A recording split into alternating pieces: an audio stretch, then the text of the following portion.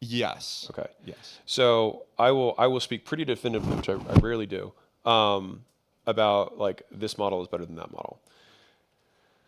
Agencies are exceptionally easy to get to, and caveat for the internet trolls of the world, right? Like exceptionally easy to get to $1 million, $3 million, even $10 million a year in almost any version of the model. Beyond that, it becomes exceptionally difficult because you have human capital, so it's more and more difficult to attract talent to do higher level work. And typically, the businesses that go from 0 to 10 million, they're servicing SMBs and VSMBs, so very small business owners and small business owners. If you take one of the way that I like to think about any industry, if I want to get into, is I look at what the people who are the biggest in that industry are doing and think, okay, what's different about what they're doing versus what everyone else is doing? And the biggest agencies in the world service the Fortune 100. And so I take that as the natural extreme of like, what is the best version of this business? Is that you deal with businesses that always pay their bills, they never churn, they sign 5-year contracts at $5 million a year, and they're good for it. And so the process of agency scaling is very much scaling the avatar, and you basically have to just keep earning your way up, which you're already on the right track, of how can I get an avatar that actually can keep their word? And once you get to there, number one, and number two, you'll have a telltale sign of like, am I dealing with an avatar that's too low? If you want to start doing more of their business for them. And so if they're like, I can't close a door, right? Or like, you're like, maybe I'll do my sales for them. No, you have to deal with a business who knows how to sell, because your services are not, I will do acquisition for you. It is, I will do this more. I'll do Cold lead gen. email, lead Right, gen. exactly. Yeah. And so it really comes down to who is the perfect avatar for only this very narrow service that I have tremendous margins on. And so that's where we get really clear on like, well, if they actually, like I've been selling people who have over 10 people headcount, but if they have over 50, my churn is like 1%. Yeah. And so it's like, I really should just build that and not have all of this. Now, what happens is we always incur debt. So it's not like there's something wrong. Every business incurs debt when you start, 100%. You either incur talent debt, tech debt, financial debt, you incur debt. You want to incur the debt that's the easiest to pay back. Right, and so right now, and you can also incur reputational debt, like there's debt. You're selling some people that you know you shouldn't sell, so you can pay the bills. Fine, I'm not going to get on an ethical, whatever with you. But the sooner you can draw the line of saying, I want to, like if you told your team, how many sales a month do you do, sales velocity? 3, 4. Okay, Some. I'm okay with us going to 1 deal a month. And where this gets more interesting is that when you get that truly correct avatar, the price elasticity changes. And so all of a sudden, it's like, if I actually were to price to my correct avatar, I might be able to charge 2 times as much. And by charging 2 times as much, I might 5x my profit.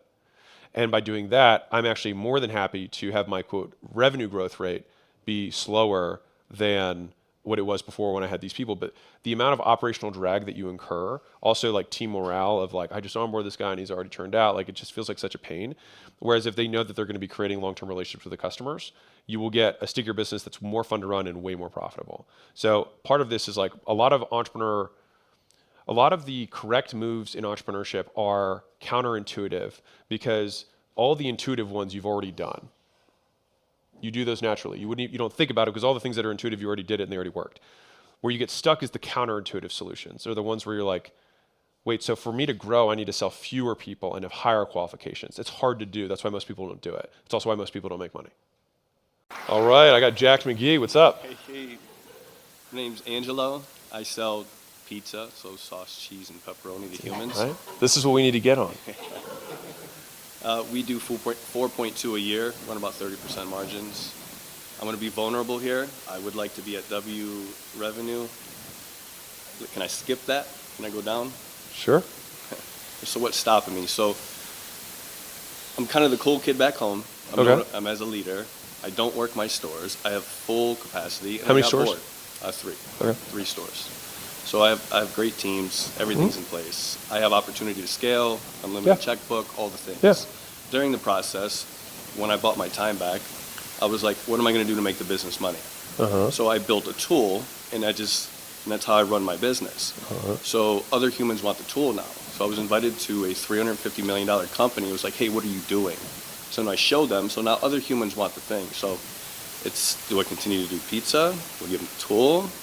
Not the woman in a red dress. It's kind of like humans like the thing that I built, and it's kind of cool. Yeah.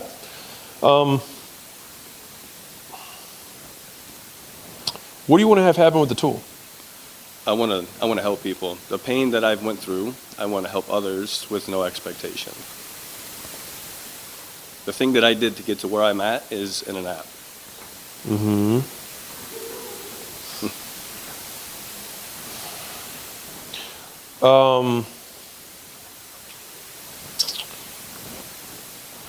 What does it do?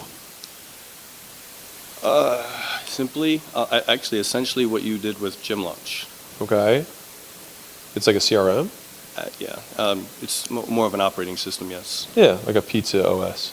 Yeah, actually, yeah, there you go. Yep. Would you process payments through this? With Stripe, we could, yes. Okay. Well, so we got to go back to W revenue. What do you want to have happen? What do I want to happen? So with the revenue in pizza, I'll just go buy 10 units when I get home and do the thing. So over on this side, I just don't know what I don't know.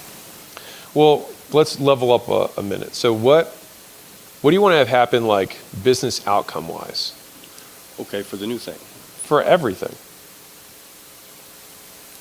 Because there's multiple ways up the mountain. So you could, option A, forget about the tool. And well, not forget about it, just use the tool for yourself. And just run your own stores and buy stores for nothing, because pizza stores are very easy to buy for basically nothing, and basically turn them around and then have a big chain of pizza stores. Your edge is that you have this operating system that no one else has. That becomes a very valuable and sellable business, for sure. Option one, that can get you a very big outcome. Option two, you take your tool and you take Pizza OS, right?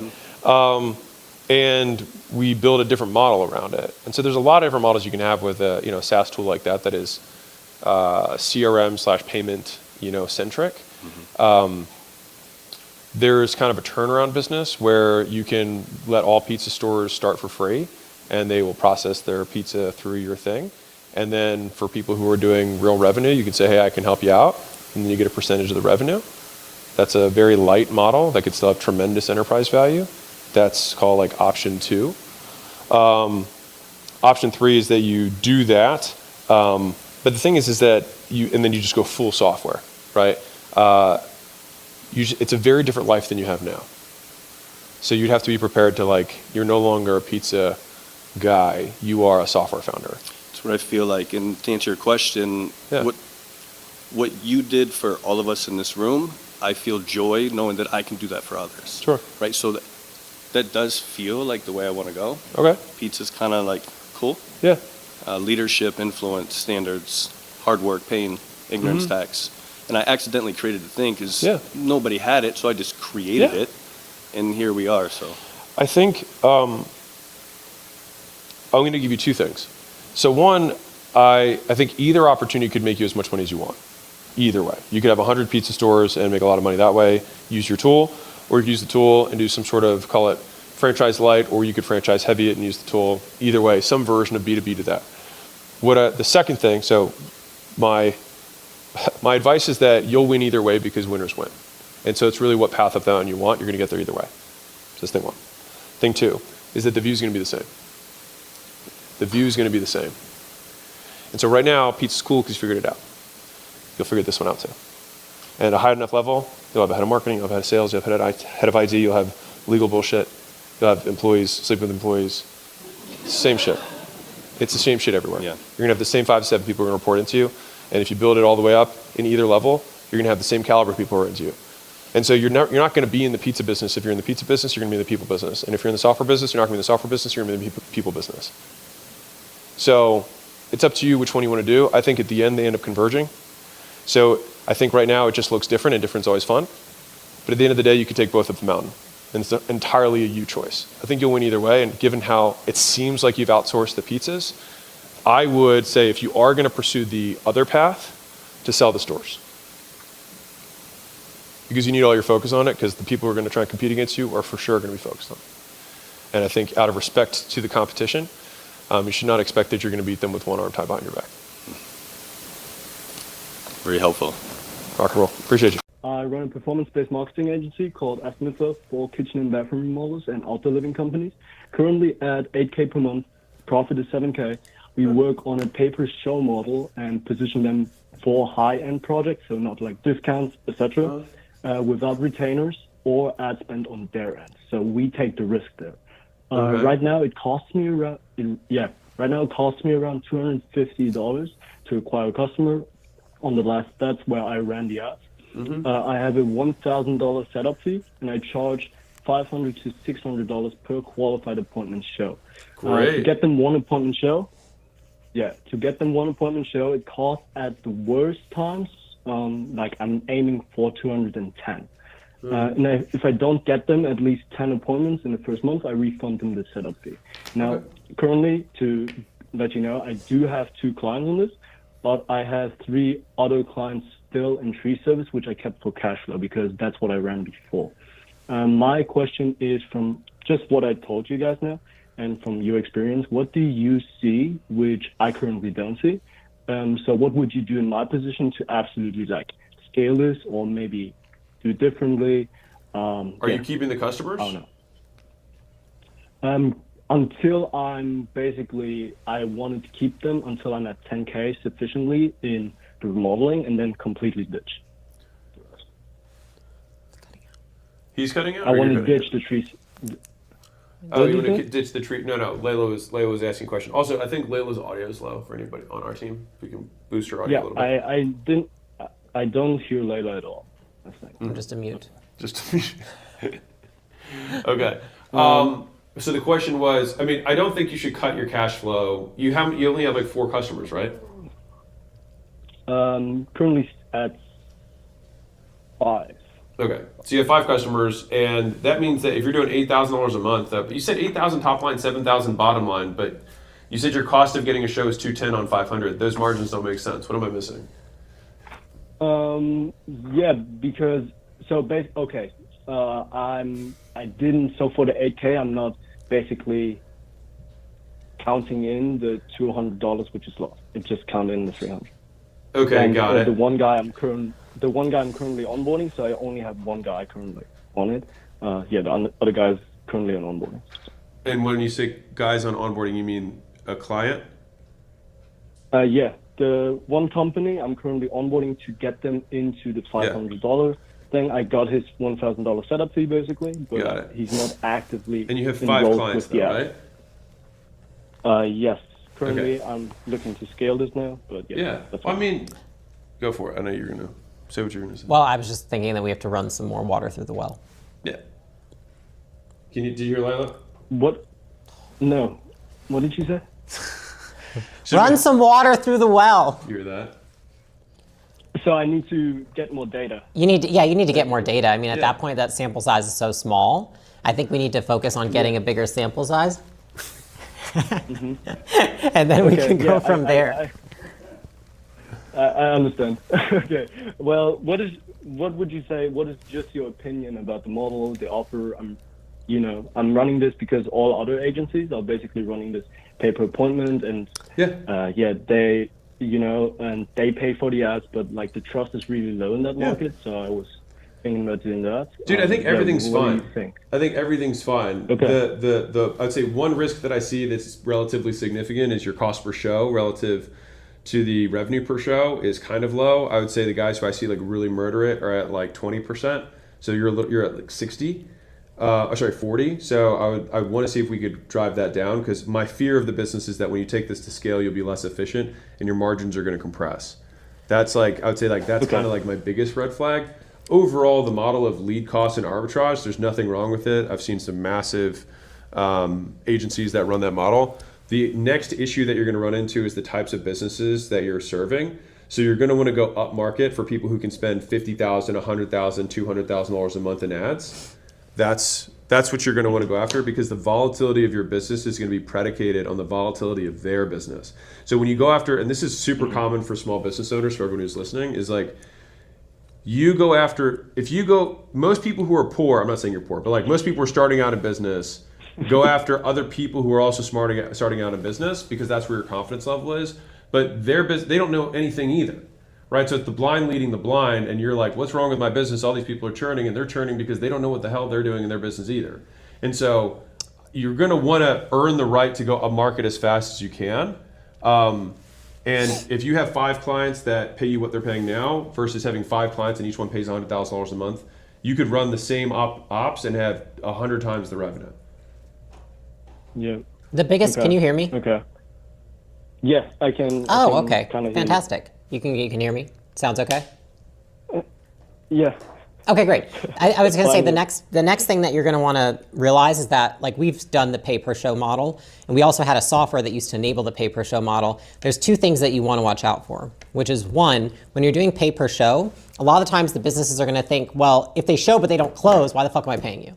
And so then you're going to be really tempted to be like, oh, can I just help them sell these people? I'm just gonna also, maybe I should start a sales agency and close these motherfuckers. That's the next thing that's gonna happen. The second piece to it, and by the way, don't do that, go up market instead, because people that are up market have their own sales team, and they understand that concept that even though you get somebody to show, it doesn't mean that they're guaranteed to close. You still need to have trained salespeople. So do not give in to the temptation. Don't try and serve an avatar that isn't best for you more. That's the biggest mistake people make, which is like you're serving an avatar that isn't your best avatar and you try to go above and beyond for it. You just don't want to do that. The second thing is that, okay. Fire is good. That's like, I feel like that's like 2010. That was good. Bringing it back. Yeah, that's fine. The second piece is that with the pay per show model, here's the place where it goes wrong, which I saw firsthand, which is why agencies had churn with it, which is that customers want to be able to predict how much money they're going to spend with you. So if you look at churn and you look at customer retention, the customers who retain the most are the customers who understand how much they're going to pay. And so one thing that you can do is you can give people a range estimate, or you can give them a heads up different times through the month as to how much you're going to be billing them. Now, it seems contrary because you think, okay, well, if I tell them how much they're going to be paying, they're like, oh my God, that's so much. But the reality is actually, if they get a bill that's unexpected, that is like, it looks, and it's like, once you get one unexpected bill from a company, it's like by the second one, there's a 50% likelihood that they're going to churn. So think about how you can communicate with those customers. Maybe it's every other week. Maybe it's every week to show them what their tab looks like. Or by increment of revenue. Yeah, So or like, by increment. That's a great one too. Yeah, just like every 5,000, or whatever, every 1,000, every 5,000 they spend, you just let it, you just automatic, just letting them know that this is happening. We can turn it off whenever you want. So I think another piece that you could also ask is when you're getting the sale, when you're onboarding them, ask them what their budget is. I know it seems contrary, but it's like, if you want to get them to spend more money with you, you also need to show them that you're okay spending as much as they're comfortable to start. Does that make sense? And you can coach them up from there once you get buy-in. Yeah. Okay. Yeah, that makes sense. What I currently do is I built like this lovable thing where I put in the numbers, so close rate, average contract value, etc.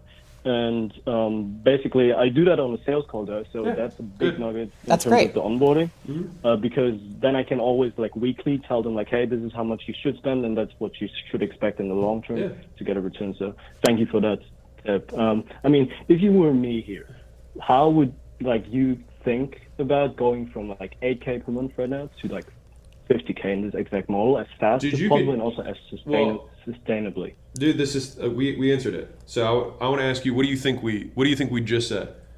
Just I want to make sure you retain. I know you're nervous. I need to get more. That I need to get more data and like just sell more, probably. And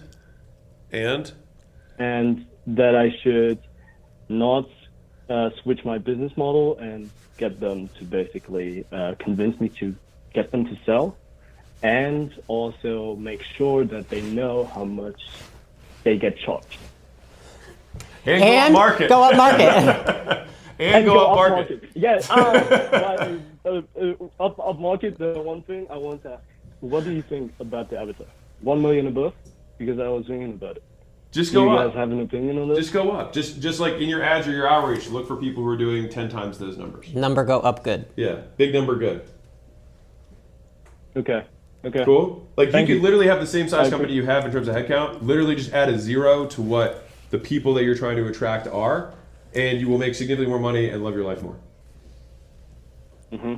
Okay. Cool. Yeah. Thank you. All right, rock and roll. But should I increase setup fee? No, I don't think yet, dude. It's 5 people. Yeah. You got to get more water through the well. Also, there's Okay. like for everybody listening, like it's like, okay, increase your prices, but like you haven't even gotten to the threshold of delivery. So until you get to a point where delivery is stressed and you can see how your team and how your company operates when you are stretched when it comes to your client load, do not increase your prices. You increase your prices when you know that your product and your delivery is rock solid. So we got to get more water through the pipes first. Okay. Okay. I got it. Thank you very much. I Appreciate your you. time. Thank you. Have a good All right, Thursday. later, man. I sell management services to board members of commercially zoned property owners associations. Think HOA except for your office. Okay. The company does 1.8 million in revenue. It pays me 625,000 a year. Okay. Requires me to work at it 90-ish minutes a week. Okay. I would love it if Hey, look at this guy. It's like, as a male model. Yes. It's a very tiring Yeah, profession. it gives me the rest of my time.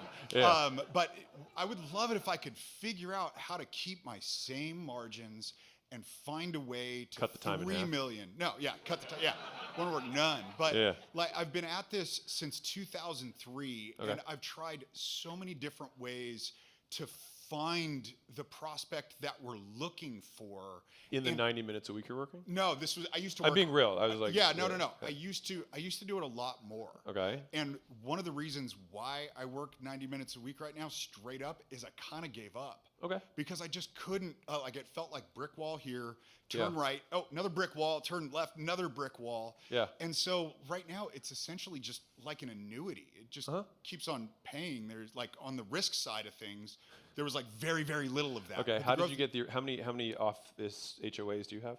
147. Okay. How did you get the 147 that you have? Word of mouth haphazardly from brokers, from developers sometimes an owner within an association that we have. Okay. So what did you do to like, so fundamentally for me, this is like a COI, so center of influence type play.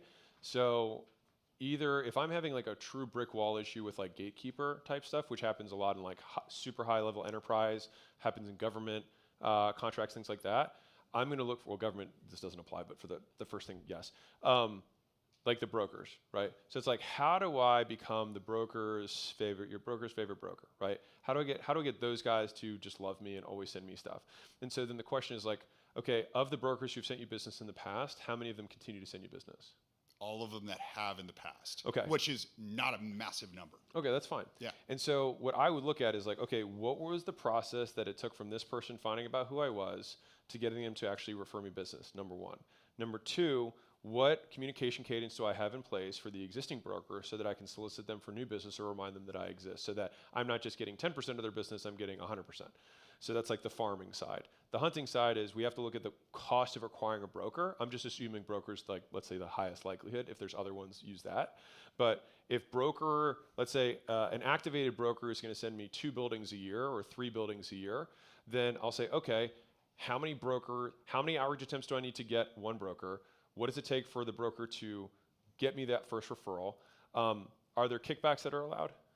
No, not for them when they're licensed. For them, they cannot take kickbacks. Yeah. So you're just gonna have to get really creative. No. Sorry, my bad. Okay. I just like had Where like were 9 you- things where in a were row, and I you was like, going? can't say that, can't say Yeah. that, can't say that. Okay. Sorry, He's a good-looking guy. All right. So I was like, use what you got, man. So because of acquiring the broker, I would look at basically I would want to reverse engineer the process that the people did. But basically what happened on accident with the original brokers, we need to make happen on purpose. And so we have to be deliberate in that customer experience and seeing them as the real customer. So I think that you need to basically shift how you see your business. So I'll give you the easiest analogy I have. The first time I learned this was with Alan, the software that we had. I thought that brick and mortar business owners, that we were working their leads and responding to them, they were our customers. That was not true. The people who are our customers were the agency owners who brought those customers in, who white labeled our product to serve the SMB. And so once I realized, I was like, oh, because I was spending the first part of me trying to grow Alan selling nail salon, whatever, like in coming in the door. And they would churn out, or they'd be like, oh, this is amazing, it works our leads. How do I get leads? And I'm like, this is not my job. Like, this is a software that works leads. And so I thought, okay, what businesses always have leads? And it's like, oh, businesses that have an agency that are running ads.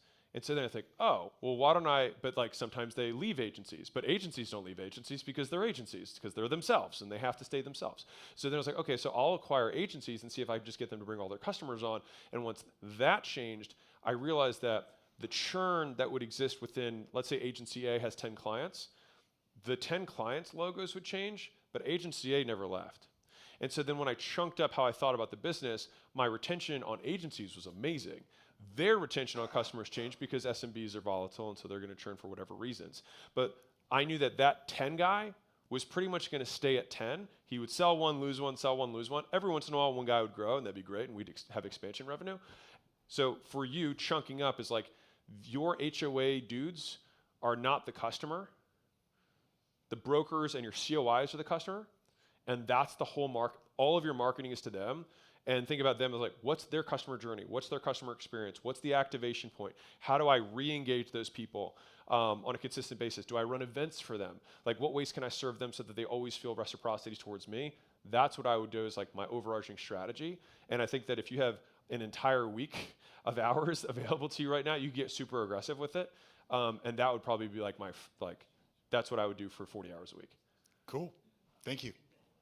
I own a landscape design construction company in the Florida Panhandle. We sell primarily to homeowners.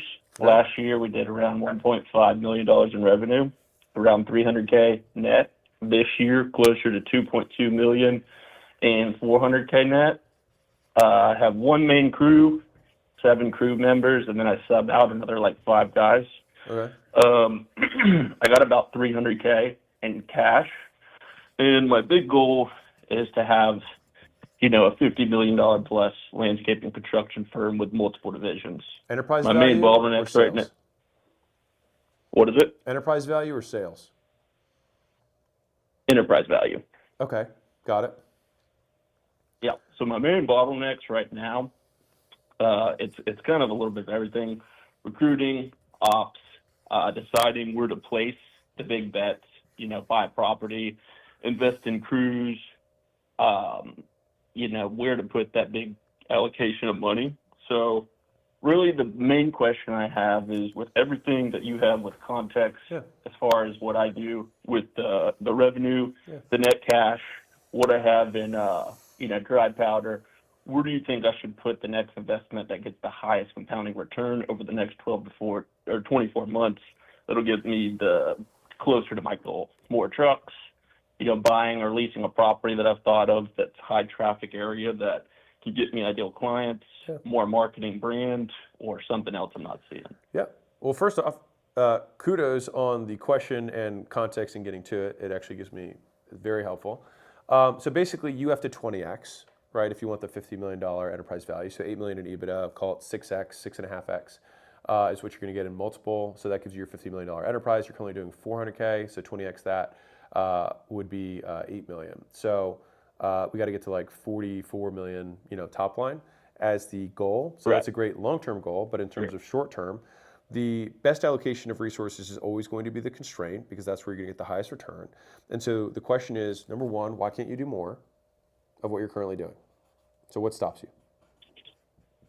So right now, I am kind of in everything. I'm in what you call the swamp. Sure. That $1 to $3 million, where my hands are kind of in everything, and In I the don't really thick of have it. like 2 to 3 tailors that can run crews or, eventually divisions. Like, I kind of have to put out all the fires. Yeah. I have to make all the decisions. Yeah. And I can market and sell. I've marketed and sold up to this point, and I think if all I had to do was market and sell, I could easily take it to 10 million plus.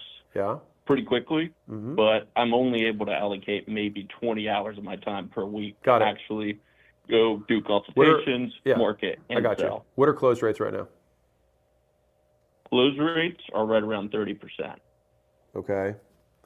What's the sales motion? The sales what? I'm sorry? How do you sell people? Like, walk me through the process of selling. So the process is... So lead comes in from what? They usually come in inbound through organic search or organic social. That's where I get about 70% of my lead flow right now, 60 to 70%. And then they fill out a form, and then we schedule an in-person consultation where we decide what they want to do with their property. And I have a range of services from everything from, full refreshes to, 150K plus landscape design and renovation projects. So there's kind of a huge range. And do you I think close that's on one of that my meeting? Problems. No, it's a two-part close. It depends on what I do. So if it's a design, then we have to walk through the property, get a design, and then from the design, I try to close during the design presentation because I bring a proposal with all the numbers with it. Yeah, got it. Do you have any like videos or anything that they see in between there? So I have my social media content. We post like 3 times a day Let's between just Instagram, say it's no, Facebook. right? No. Okay. Yeah, I don't have a video. Right. So yeah. Okay. So one is there's 2 VSLs that are missing. Number 1 is VSL between setting appointment and then you showing up there. So it's VSL number 1. Number 2 is between first appointment and second appointment. Need a second VSL. So video sales letter for anyone who's listening. We need to do that. I would do that so that you could, like, that might be the single largest influence on your close rate. And so basically, like, Right. you are properly priced without the correct sales motion. So if we do that, you might boost to like 50, maybe 60% close rates. And at that point, we'd be able to increase the price by like 25%, 35%. And so when we do that, we more than double the profit. When we double the profit, that'll then free up the cash so that we can hire some, like a crew chief, or a crew leader that we need. So is there somebody inside of the company right now that you think is a leader? I'm guessing no, because that person would have already come up. Well, there's one guy that is definitely head and shoulders above everyone else. Okay. He leads the main crew, so like the bigger projects, more complex projects. He's been in the industry for a long time, and then Okay. he helps on the smaller projects Yeah. whenever it's needed. And then he also oversees some of the subs. So he's honestly kind of spread thin, and the goal is to get a crew leader to make him a full-time project manager, to make him a pure operations How much guy, will that where cost? He handles all of the operations. Yeah, and how gets much would me that back, cost? 20 hours a month. Yeah, how much would that cost? Right now, he's at about a 75K. How much would it per year cost to salary. How much would it cost to get him the help that he needs? Another probably 60K position. Okay, so 2 options here. I do think you should do the VSL regardless. I'll just say that. Number 1. Number 2, are you willing to make $340,000 so that you can get the time back to be able to like double the revenue of the business? 100%. Okay, so if we wanted to go like 2-step plan, make the 2 VSLs, that should take a day. This is not long, right? And then number 2, immediately go put out the ads that you need to, or do the outreach to get the crew leader, which should be easier than replacing the main guy, right? Mm-hmm. So that you can debottleneck that constraint so that you can have that person handle most of the fires, so you can get another 20 hours a week back, so you can scale the business. Got it. Okay. That's it. And That's it. awesome. Just do the VSLs. That'll improve the close rate. That's upside. If nothing happened, we should still should still make 340 so that you can get the time back, because you can still double it, assuming no margins change. Right. I gotcha. And Right. where do you think we should allocate the large kind of, amount of cash I'm sitting on now? Well, you're going to need more. You're going to need more put trucks it and to work? equipment soon. You're going to need more trucks and equipment soon. That's what I'm going to save it for. Yep. Okay. So for your business, like, where is capital going to go? It's always going to go towards the constraint. Right now, the constraint is talent. So we're going to allocate, of the 400, we're going to make 340. 60 is going to go to the talent, so we're going to increase capacity. Once that talent comes in, you're going to free up your time to do more marketing and sales. With the improved motion, you should be able to close at slightly higher prices, which will make up for that 60K pretty easily. With that, right, we can still grow the business. What's going to be the next constraint? You're going to be like, well, I don't have enough crews, or I don't have enough, mowers, whatever, right? At that point, it's like, great, well, I'm going to need to put out another 150 grand, for equipment or whatever. So it's like, great, we're going to put that out, and that's how we're going to roll. And then at that point, it might be talent constrained again. Right. Gotcha. Okay. Cool? And yes, I did have one more question if I have the time. As far as enterprise value goes, because right now my business is kind of smash and grab. We go in, we do the project, and more or less, unless somebody calls us for a project down the line, or they give us word of mouth, that's about all I get from them. Should I try to allocate, maybe this is a 6 or 12 month play, more reoccurring revenue into the business to get a higher enterprise value? 1,000%. If you want to sell this, yes, absolutely. So the And you best think that version. should be done sooner than later? Yeah, I would rather get you out of the weeds first. So like get your time back, basically the first 2 steps that we just said. Get the time back. Right. Then from there, with the extra time, do I want to expand the existing model or do I want to add more reoccurring? Either of those would be the next step. So I would probably say I would add the reoccurring nature to the business. The reason I think this is important, or the way that I would think through this, is that most people that I've seen who succeed with this model, they basically run this as their way of acquiring customers profitably, and then that serves as a phenomenal price anchor for the ongoing maintenance and continuity. Got it. So it's like it's $75,000 for a whole backyard, redo, whatever, plants and all that shit, Sure. right? And then afterwards, it's Yep. $800 a month to mow the lawn and keep it going. You just made the $75,000 investment. You'd rather just have the guys who like know where all the pipes are, know they're not going to cut one of the water hoses. They just know where everything is. So you're just like not worried about it. Cool. Yeah, absolutely. And then as far as acquiring leads for that type of, caliber client, 'cause that's what I'm looking for. Mm-hmm. With you going through everybody that contractors and home service that you've seen through the workshops, what's been the most effective lead source? It's not like most effective lead source because there's many. So Google search Right. crushes for it. Again, all of them, every lead source is a different sales motion. So the way that you treat Google search inbound leads is going to have a different motion than how you're going to treat Facebook meta ads. And the conversion rate, like you should be converting 30% of your Google inbound leads at minimum. And then on Meta, it might be 10, right? It's just going to be different because Right. it's colder, it's interruption based versus intention based. Gotcha. Yeah, and the only reason I asked is because we've invested a lot, honestly, since consuming your content over the last 2 years. We made like 1,000 pieces of content, and I haven't really leaned into Meta ads or Instagram ads, and I've started to gain some traction and got some branding from it, so that's why I asked. No, that's good. I mean, don't stop doing that. It's an and, not an or. Cool? Right. Got it. All right. Yep. Rock and roll. Cool. Appreciate you, man. If you have the goal of getting to $10 million a year, you can pretty much do it in any business. If you have the goal, with the exception of if you are a brick and mortar and there's 100 people in your local market, probably not. But outside of that, that business model, even if you were in a tiny market, could get to 10 million a year. You just open up in new markets. That's all you do, right?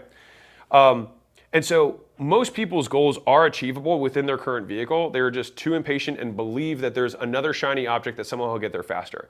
But if you take the natural extreme and say, if I only did one thing for 40 years, do I think I'd be successful? Probably. And so if you knew that to be true, then that would give you a very strong reason to stick with whatever you're doing. Because let me give you a visual for this. This is the cost of switching. So let's say that you're in year 3 of your current business, okay? Or current opportunity. It doesn't really matter what it is. So this is 1, this is year 2, this is year 3. Okay. Now, what people want to convince themselves is that they're like, I want to start this new thing. Okay, that's fine. You want to start this new thing. So let's say that year 1 of this new thing is higher. Okay, that's fine. This one is a little bit higher than this one in year 2. But the thing is that this is year 1 of this year, but it's year 4 here. You're still behind. And not only that, growth when you get bigger is easier than growth when you're smaller. And you're like, okay, well maybe this faster rate of growth, I'll be able to catch up. Okay, well now you're year 2. But now we're at year 5 over here, right? And so the head start that you give yourself by sticking with something, like sticking with it is how you get the head start. It's how you keep the head start that you already began. That's something that I think so many people miss when they're trying to go to this next opportunity. Unless there is something inherently wrong with the assumption that you have, and skill is not the deficiency that you need to overcome, which it often is. Most of the time, people get stuck on things that I call features, not bugs, and this isn't my invention, is that there's an element of your business that makes it hard. There's an element of every business that makes it hard. But that's what makes it a business, and that's why you're compensated for it. If you're in the cleaning business, the difficulty you're going to have is attracting and retaining high-quality talent. If you're in the fitness business, the difficulty is attracting customers and customer retention because people are inherently really shaky about staying with their fitness goals. But they typically stick with their cleaners for a really long time, right? And so every business has elements that make it shitty. It's just the name of the game. And you know what? I'll give you a different frame on this. So if you were to think about different business models, so let's think about, I doubt many of you guys have heard this, so this is pretty sweet. So let's say that you've got e-commerce, you've got, let's say you've got service, you've got, let's say info, education, media, and let's say you've got SaaS. All right, so software. Okay. So let's say that these are 4 different opportunities. Each of these opportunities has a different shape. So info looks like this.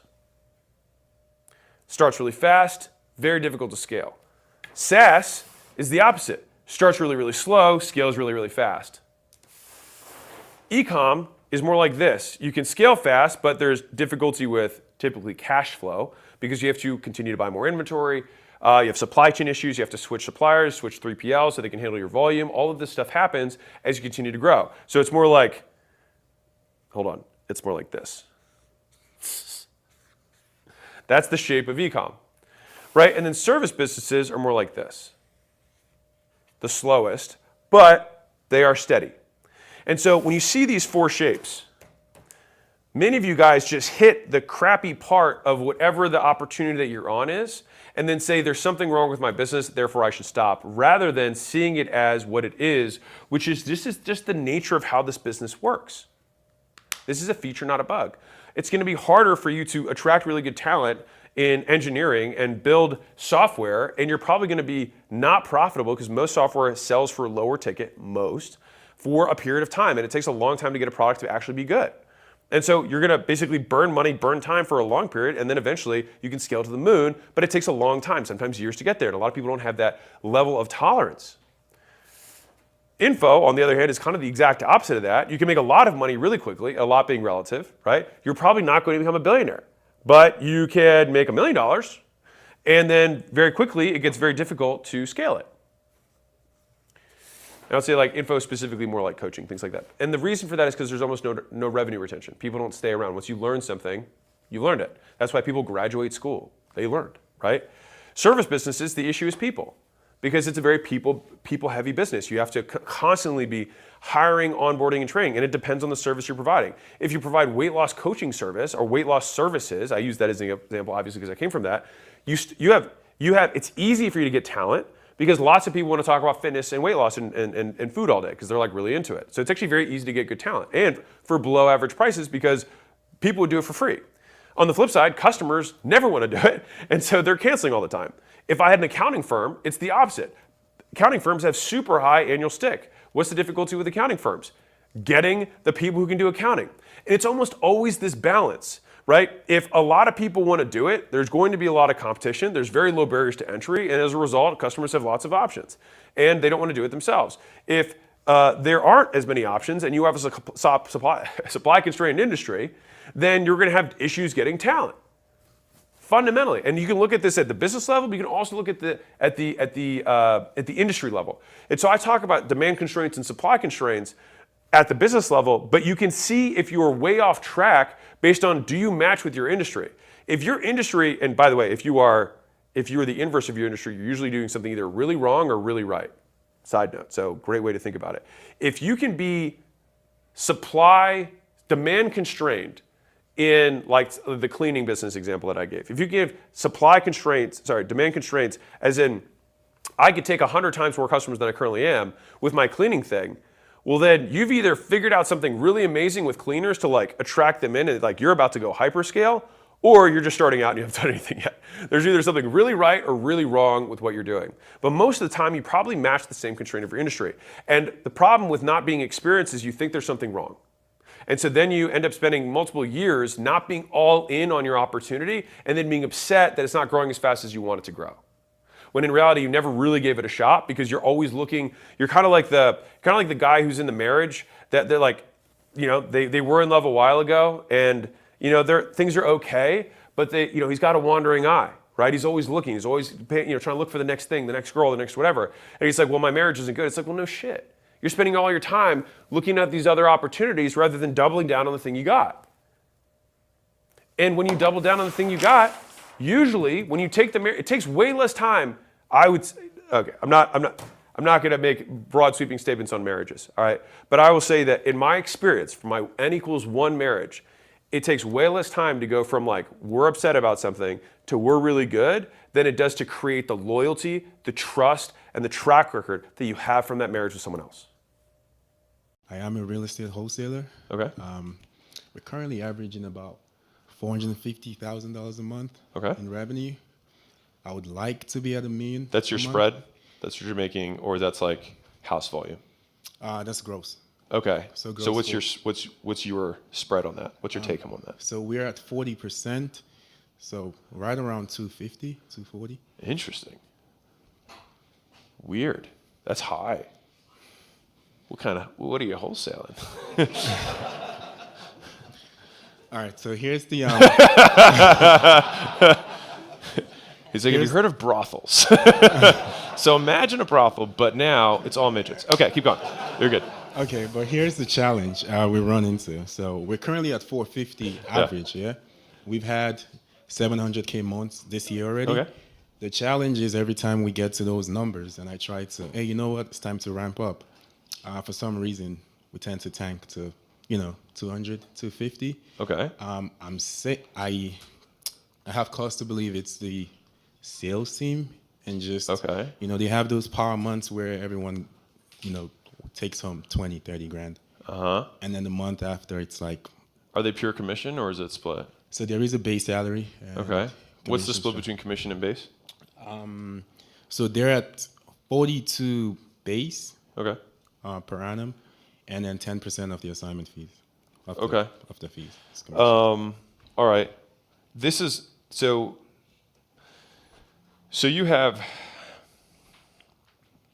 an ops issue, which is sales ops, and so it's like this is gonna be much more weedy in terms of like tactics to answer this question. But it's like there's probably like 20 things that you need to be doing, and you're probably doing like 13 of them, and the other 7 are going to be the thing that make the difference in creating the consistency of the team. That's at the surface level. At the deep root of this is who's the leader of the sales team? I do have a sales manager.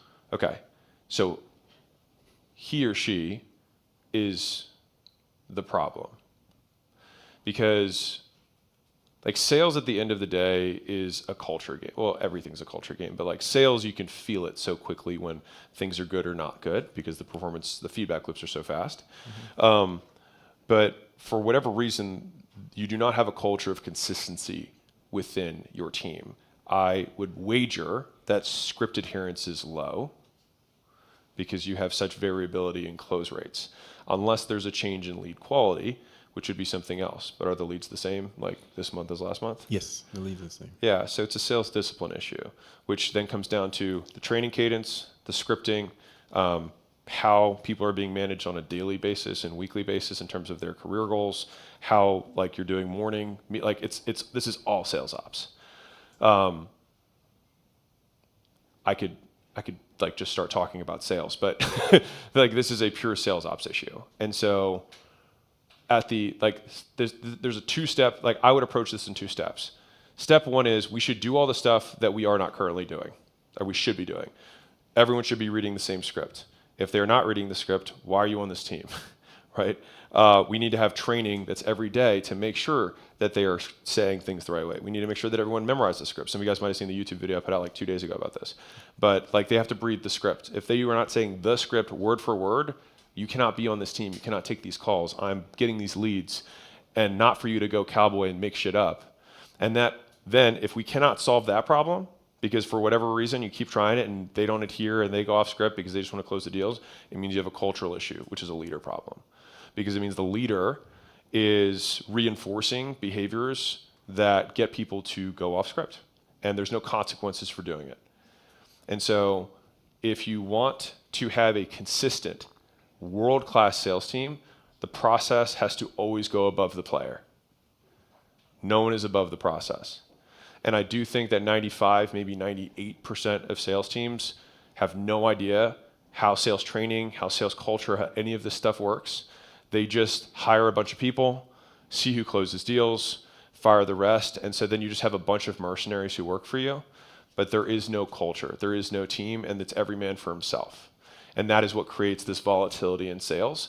And some guy says something and he closes a deal and the other guy's like, oh, I'm gonna try that now. And there's no consistency across the board. And that also gets you in trouble long term because they start promising things and making deals that you can't cash.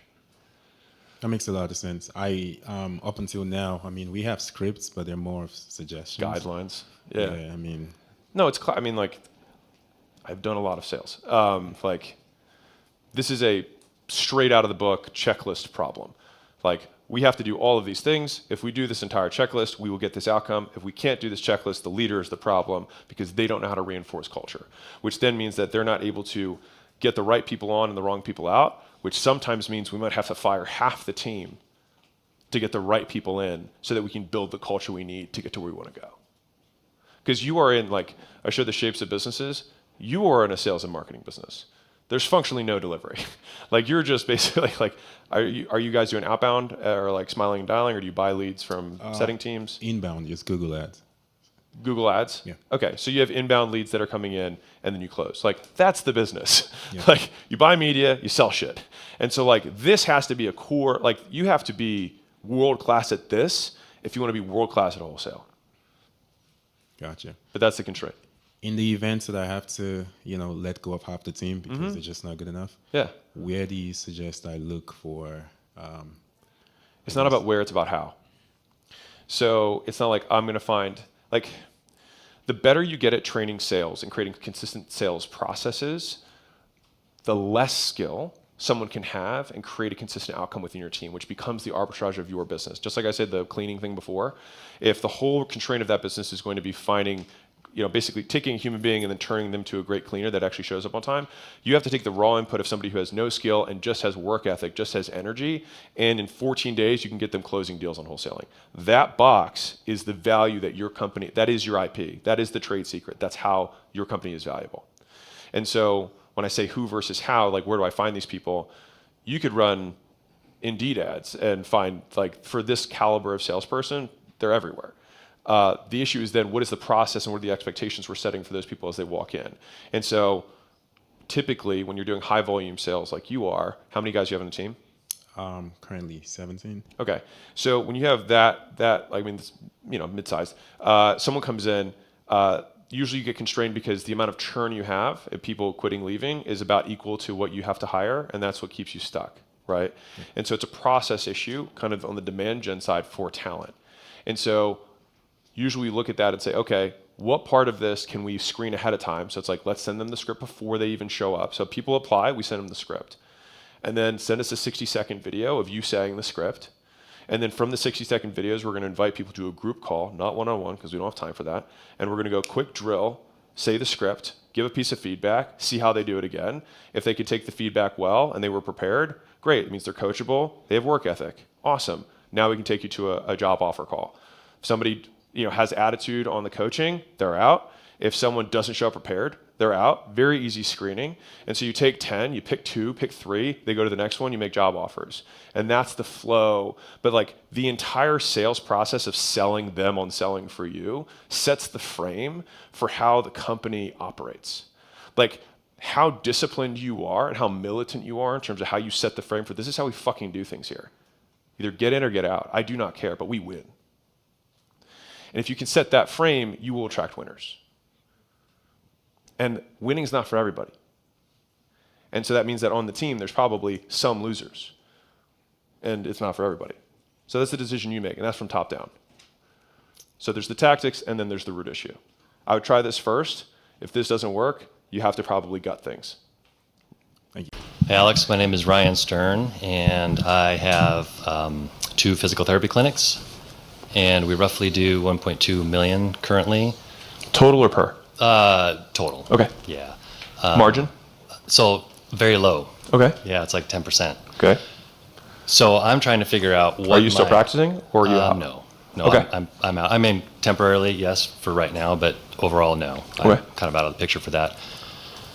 So I'm trying to figure out what's the biggest lever to pull because right now I feel like, because we don't really do any marketing, we don't have to, we have plenty of patients, Okay. but we don't have enough providers to provide care. So, right, it's a manpower thing, but the low margin. So I'm trying to figure out. The thing I literally went through earlier. I know. Well, I'm like, I got my questions lined up and you already kind of answered them, but I'm still trying to figure this out. I mean, because there are things that we can do on the profit margin wise. I could work on that. Walk me through your sales process. Okay. I'm just going to get to the heart of the issue. Walk me through the sales process. Okay. The sales process, there really isn't any. I mean, literally. Yahtzee, right? People call me and we're like, hey, I need help. I'm like, all right, let me see if I can fit you in. We can get you in a month, maybe 2. You know, this person we can do. And they're like, I'm in pain. And you're like, deal with it. You know? Kind of, yeah. Okay, so this is what I want you to do. So you pick up the phone, right? And before they come in, I want you to send them a VSL. So a video sales letter that is mostly telling them promise, proof, pain. So basically like, hey, in this video, we're going to show you our unique method of how we get people from boo-boo to yay, right? And we do it in less time than you're probably used to. And that needs to be me doing that, right? Yes. And so if you're tired of insert pain 1, insert pain 2, insert pain 3, then this is definitely for you. And just to give you an idea of what's possible, here's Angie, and she had pain, most common pain number 1, and in however much time, she got to way less pain number 2. And this is Avatar, second most common Avatar, and she dealt with pain number 2, and this is what happened. Then here's 3 and 3. And I'm only sharing that to show, like, you don't have to be stuck this way, things can change. From there, I'm going to lay out our 4-step plan of how we actually attack this. So one thing is old way, new way. So the way that most people are accustomed to care is the run-of-the-mill model. They just bill insurance or blah, blah, blah. And our way of doing it is more integrative because this is actually what gets you out of pain long-term. And this is my special, Rhinestone process. And so that's the big idea. Now, the question that comes up a lot of people's minds is what they think is incorrect, why it's wrong, what's right, proof. And the second thing that people worry about is what they think, why it's wrong, proof, right? And you do that for all the questions and you're like, awesome, that's what this VSL is. Then, when they show up in person, you're going to ask them for their ID. First thing they walk in the door, hey, awesome, you're here for an appointment? Great, do you have your ID on you? They pull it out, right? We put it in. We say, okay, cool, can I trade you for whatever card you want to use? It's just so we can complete the patient profile. Great, now we have card on file before we even ask for money. So now we get the credit card. Now, at this point, you probably have them fill out the bullshit paper stuff of whatever, right? Make sure that the form they actually fill out has pain-based questions on it. Right. So we want to ask the same question 10 different ways of like, how shitty is your life as a result of this pain, right? I don't like the circle here, that doesn't matter. It's what things can you not do as a result of this pain, okay? So we have our pain-based cues. Then they go and get their assessment of some kind, right? Okay, now they get their assessment, let's just say the exam. And then here, what do? Another VSL. Crazy, I know, right? We have them watch a VSL, which looks just like this one, except it's different examples. That's basically it. And then they meet with the patient care coordinator, your closer, whatever you want to say, and you close. Now, right now, are you selling sessions? What are you selling as your packages? No packages. Right. So what we need to do is you need to switch to selling to goal rather than selling the feature, right? You're selling a commodity, which is a session. Yeah, so a bit of context, we are insurance-based. Okay, understood. Just so you know that. Now, so everybody's cash practice, how you do it. There you go, I answered your question. It's a bit after me on that. Yeah, now, the reality is this. If you're in the insurance, are you pure insurance? Everything's insurance? We do a little bit of cash, but not much, yeah. Dude, when you get into the cash business, you'll be like, I can't believe I did insurance ever. When you're in a fixed payment business, it's price fixing, right? Like you get paid this. Right. So the only game that you can play is the bottom-up approach, which means that you have to, for the business, cut all costs and build it like Walmart. I'm just saying if you can't control price, then you have to control ops and costs. Right. And so you have to create your margin from a cost basis rather than a value basis, which I hate, but that's the game. So cutting costs. Yes. Yeah. Unfortunately, which means it's way more about efficiencies, and like your entire ethos as a business means we run this lean as fuck. That's what you have to do. And a lot of practitioners who are insurance only have a lot of emotional struggles with that because they're like, I didn't get in this to become a pill mill or just a mill of people coming in and out. It's completely destroyed medicine. That is the game you have chosen to play. And so if you stay in it, 1, you can choose to win, or 2, the person who acquires you in the future will then immediately do that to your business, and then it will happen anyways. or the business you'll eventually burn out and not want to do it anymore. Right. One of these three things will happen. Now, door number 4 is we learn how to acquire customers in a way, because you can sell $3,000, $5,000 packages all day long if you follow this process. So do cash, Yeah. not do insurance is what you're getting at. You can stay in insurance, Yeah. but just understand that that's the business you're going to be in, and those are the rules of the game that you have to play. Yeah. So then my goal for 5 million probably isn't going to happen with that model. It's not that so you don't have an issue getting insurance customers, correct? Yes. Right. You have an issue getting providers.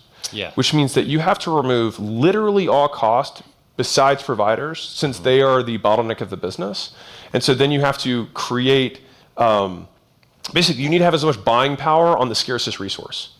Yeah, that's what I've been trying to figure out how to do that. Right, and so it's basically you have to suck all of the cost basis out of the business, and then you have to push that towards the providers so that you can attract more providers, and that's what's going to scale revenue.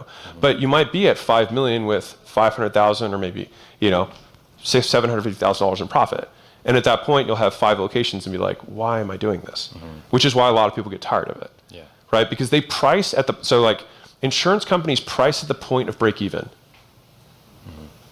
Like they price it just enough for providers to get their heads barely above water and feel like the Navy SEAL test where you just bounce at the bottom and gulp air, right? And that's what you're doing every day. For sure. And so we either need to play that game hardcore and basically be ruthless about the numbers and the math behind the business, which is probably not why you get into it, but that is the game. Or you just have to learn one skill, because this is a process that we can show you how to do. Yeah. You just have to get leads that are not insurance. Now, I'll give you a hybrid bridge. Is that okay? Absolutely. So when people come in, I want you to run them through this process, but you're going to ask them, do you want the best care possible, or do you just want what your insurance covers? I actually wrote that down a little while ago. And then take them through the process and say, hey, your insurance is going to cover this, but it's my duty to tell you that this is what's actually going to get you better. Okay.